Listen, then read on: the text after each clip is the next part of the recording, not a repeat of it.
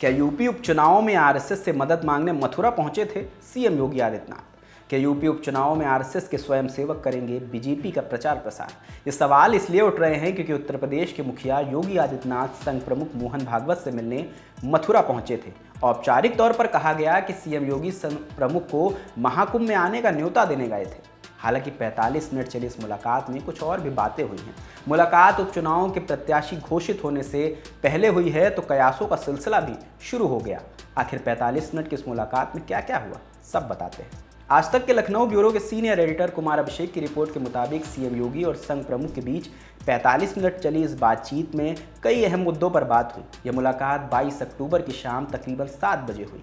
सूत्रों का कहना है कि मुख्यमंत्री योगी आदित्यनाथ ने उपचुनावों के लिए स्वयंसेवकों का सहयोग मांगा है। साथ ही सीएम ने संघ से मिले फीडबैक को लेकर भी चर्चा की है। दरअसल संघ समय समय पर बीजेपी को फीडबैक देता रहता है।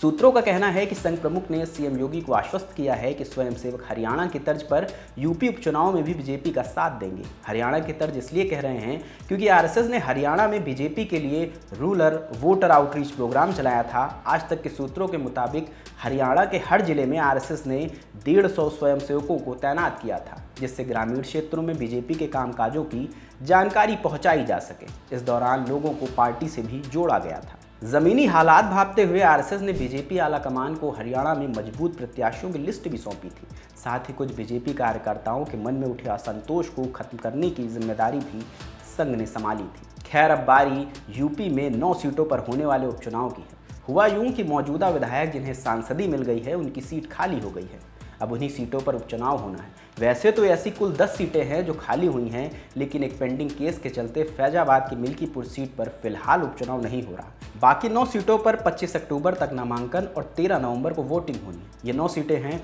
गाजियाबाद सदर, मुरादाबाद की कुंदर की, बिजनौर की मीरापुर, अलीगढ़ की खैर, मैनपुरी की करहल, कानपुर की शीशामऊ, अंबेडकर नगर की कटहरी, प्रयागराज की फूलपुर और मिर्ज़ापुर की मझवा विधानसभा सीट। 2019 लोकसभा चुनाव में यूपी से 62 सीटें जीतने वाली बीजेपी के हिस्से 2024 लोकसभा में महज 33 सीटें आई थी।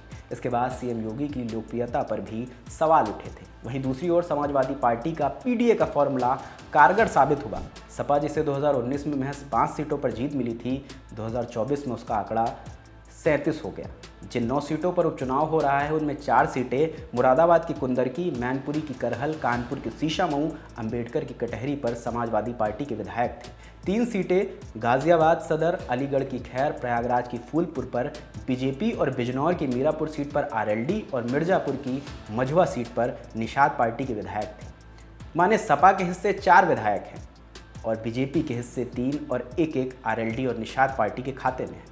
सीएम योगी के लिए यूपी का उपचुनाव उनकी लोकप्रियता का लिटमस टेस्ट भी माना जा रहा है। आज तक के कुमार अभिषेक की रिपोर्ट के मुताबिक सीएम योगी उपचुनाव की रणनीति तय करने को लेकर प्रचार के मोर्चे पर खासा सक्रिय नजर आ रहे हैं। बीजेपी और संघ के बीच संबंध मजबूत करने को लेकर सीएम खुद फ्रंट पर आ गए हैं। गौरतलब है कि 2024 के नतीजे के तुरंत बाद संघ प्रमुख मोहन भागवत गोरखपुर के प्रवास पर थे। उस दौरान मुख्यमंत्री योगी आदित्यनाथ की संघ प्रमुख से मुलाकात की खबरें आई थी, लेकिन तब इसकी पुष्टि किसी ने नहीं की थी। ये माना गया कि संघ प्रमुख और यूपी के सीएम की गोरखपुर में कोई औपचारिक मुलाकात नहीं हुई है। लोकसभा चुनाव के बाद से ही कहा जा रहा था कि बीजेपी और संघ के बीच सब कुछ सामान्य नहीं है। हालांकि हरियाणा चुनाव के बाद संघ और बीजेपी के बीच की तल्खियां कुछ कम हुई हैं। फिलहाल बीजेपी ने अभी किसी भी सीट पर अपने प्रत्याशियों की घोषणा नहीं की है। नामांकन की आखिरी तारीख को अब महज 2 दिन बचे हैं। खबरों के मुताबिक समाजवादी पार्टी और कांग्रेस इस उपचुनाव में 7 चुनाव लड़ेंगे।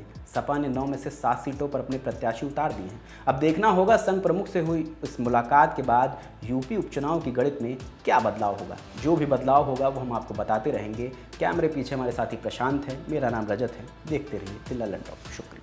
दिल्ली से निकलकर बाहर लल्लन टॉप आ पहुंचा है अपने मायके। अब की बार लल्लन टॉप अड्डा जमेगा बिहार में। जगह होगी बापू सभागार, पटना और तारीख 25 अक्टूबर।